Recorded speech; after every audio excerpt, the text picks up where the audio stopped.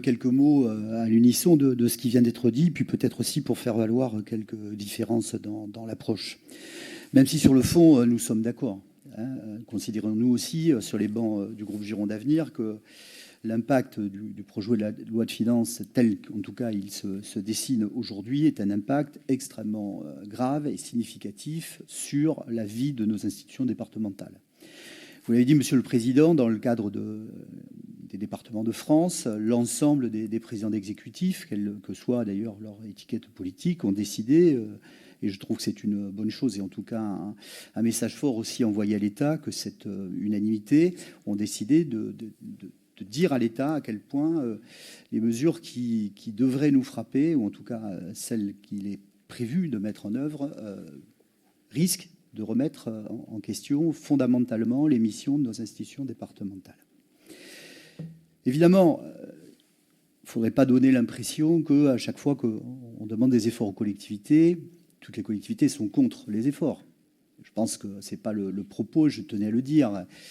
Il n'est pas anormal au titre du soutien à un certain nombre de missions d'État que nous puissions être appelés à contribuer. Par principe, ce n'est pas quelque chose d'anormal. Ce qui est choquant dans la démarche qui nous est présentée, et malheureusement, je considère que c'est une démarche qui est trop souvent identique, c'est que les coupes se font de façon uniforme, sans avoir pris en compte l'impact sur les missions de service public ou les missions qui sont les nôtres, et que c'est cette vision finalement mécanique, j'allais dire comptable, de l'effort demandé aux collectivités est particulièrement préjudiciable parce qu'au bout du compte, certaines collectivités, et notamment les nôtres, et c'est pour ça que j'insiste sur cette question, étions déjà dans des difficultés liées à la baisse de nos recettes, une baisse de recettes sur laquelle aujourd'hui, puisque nous ne votons plus de taux, nous n'avons pas la main. Donc il n'est pas trop fort, de mon point de vue, de parler d'asphyxie financière, tel que ça a été dit dans cet appel des départements.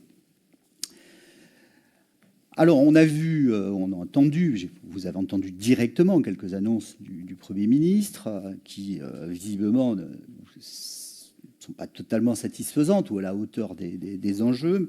Réduction, nous dit-il, de l'effort demandé aux départements, une baisse sur des contributions prévues pour les départements au titre des fonds de réserve, l'annulation de la rétroactivité de la baisse des 2 points de TVA, enfin du FCTVA plus exactement. Bref,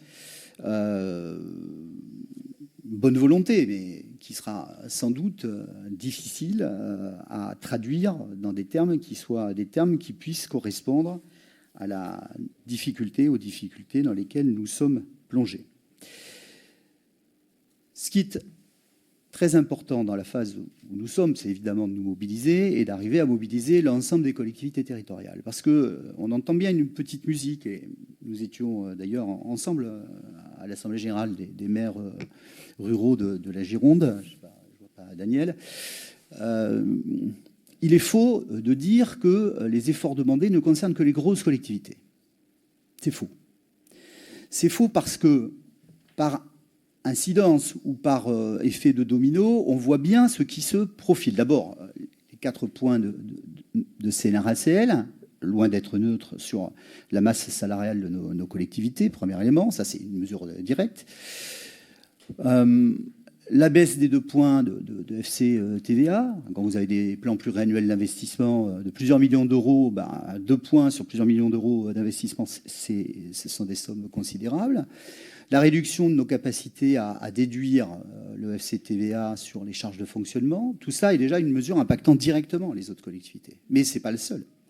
À partir du moment où la région et le conseil départemental et le conseil régional de Nouvelle-Aquitaine voient leurs moyens réduits, le risque, évidemment, mécanique, et vous l'avez signalé d'ailleurs dans vos propos liminaires, c'est que les politiques d'investissement soient impactées. Si tel était le cas, nous aurions un effet de spirale parfaitement négative, puisque moins d'aide départementale ou moins d'aide régionale ou moins d'aide de l'État aussi, on pourrait aussi mettre l'État dans cette perspective, cela contribuerait à mettre gravement en cause les politiques d'investissement locales. Or, derrière ces politiques d'investissement, il y a évidemment des usagers, des habitants, mais il y a aussi des entreprises. et l'impact sur l'économie régionale et nationale, dans un contexte où les collectivités portent plus de 70% des investissements publics, serait évidemment un impact très négatif. Donc, oui, il est nécessaire de se mobiliser. Nous aurons, dans le cadre du débat budgétaire, mais il n'y a pas lieu sur cette décision modificative d'en parler dès maintenant, sans doute des échanges. Les économies, il faudra faire des économies. Vous nous présentez dans cette décision modificative 12 millions d'euros d'économies, on en parlera tout à l'heure. Mais cela ne suffira certainement pas à faire face aux défis budgétaires qui sont devant nous. Donc nous souhaitons, sur les bancs de Gironde Avenir, à la fois que les positions qui sont évoquées ici, et je crois qu'elles le sont assez largement, demeurent raisonnables, sans position de fermeture de principe sur le fait que nous soyons appelés à contribuer, mais en même temps que nous puissions maintenir ce pour lequel l'institution départementale a toute légitimité, c'est-à-dire l'exercice de compétences obligatoires, de solidarité humaine et territoriale, j'ajoute les deux, et puis que nous puissions aussi, en tout cas c'est le vœu que nous formulons, avoir des politiques d'investissement qui ne soient pas trop impactées négativement pour éviter les effets négatifs que je viens de relever. Nous aurons donc ces débats ponctuellement sur cette décision modificative, mais nous les aurons surtout dans le cadre des perspectives du budget du BP 2025. Voilà, merci.